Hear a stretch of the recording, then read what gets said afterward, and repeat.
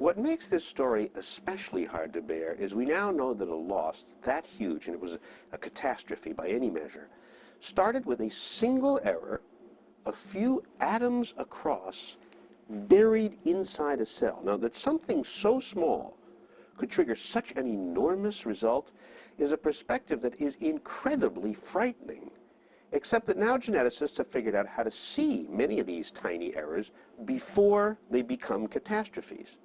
When you think about that, that's an extraordinary thing, to spot a catastrophe when it's still an insignificant dot in a cell, which is the promise of the Human Genome Project. It is, first and foremost, an early warning system for a host of diseases which will give, hopefully, parents, doctors, and scientists an advantage that we have never had before. Because when you can see trouble coming way, way before it starts, you have a chance to stop it or treat it. Eventually, you might cure it. And that's why, when Congress created the Human Genome Project in 1990, the challenge was to get a complete list of our A's, T's, C's, and G's as quickly as possible, so the business of making tests, medicines, and cures could begin. They figured it would take about 15 years to decode a human being, and at the time, that seemed reasonable. Until this man, scientist, entrepreneur, and speedboat enthusiast Craig Venter, decided that he could do it faster, much faster. It's like sailing. Once you have two sailboats on the water going approximately in the same direction, they're racing. And science works very much the same way. If you have two labs remotely working on the same thing, one tries to get there faster or better, higher quality, something different, in part because our society recognizes only first place. Back in 1990, Venter was one of many government scientists painstakingly decoding proteins and genes. His focus was one protein in the brain. It took 10 years to get the protein, and it took a whole year to get 1,000 letters of genetic code. For Venter, that was way too slow. So you're sitting there thinking there must be a better way? Is that what when you're gazing out the window? Yeah. And then there had to be a better way. And that's when he learned that someone had invented a new machine that could identify C's and T's and A's and G's with remarkable speed. And Craig Venter just loves machines that go fast. I immediately contacted the company to see if I could get one of the first machines. And here's how they work.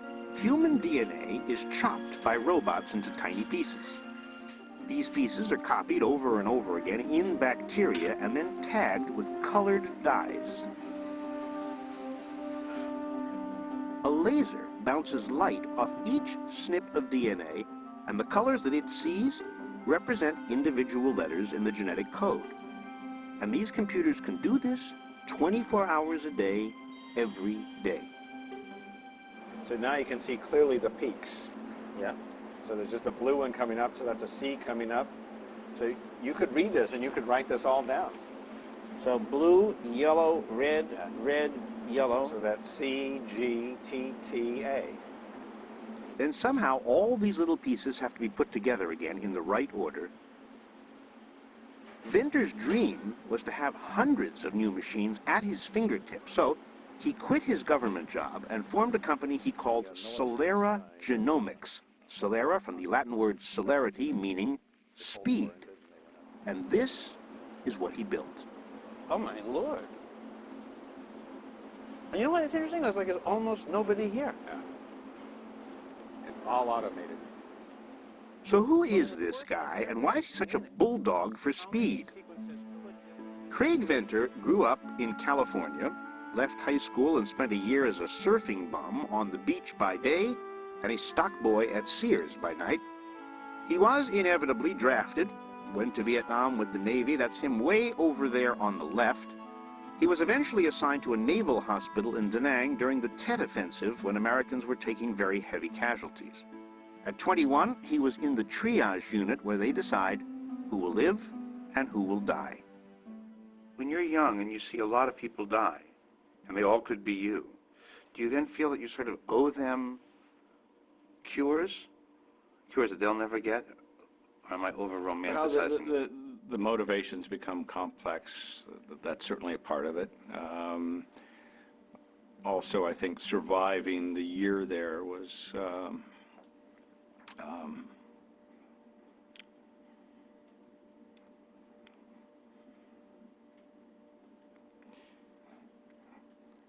so it puts things in perspective that I think if you're not in that situation, you can never truly have in perspective. So you hear ticking. Yeah.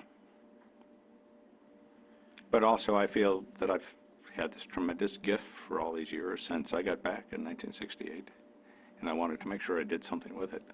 Yeah. In the spring of 1998, Venter announced that he and his company were going to sequence all 3 billion letters of the human genome in 2 years. Hello? Remember, the government said it was going to take 15.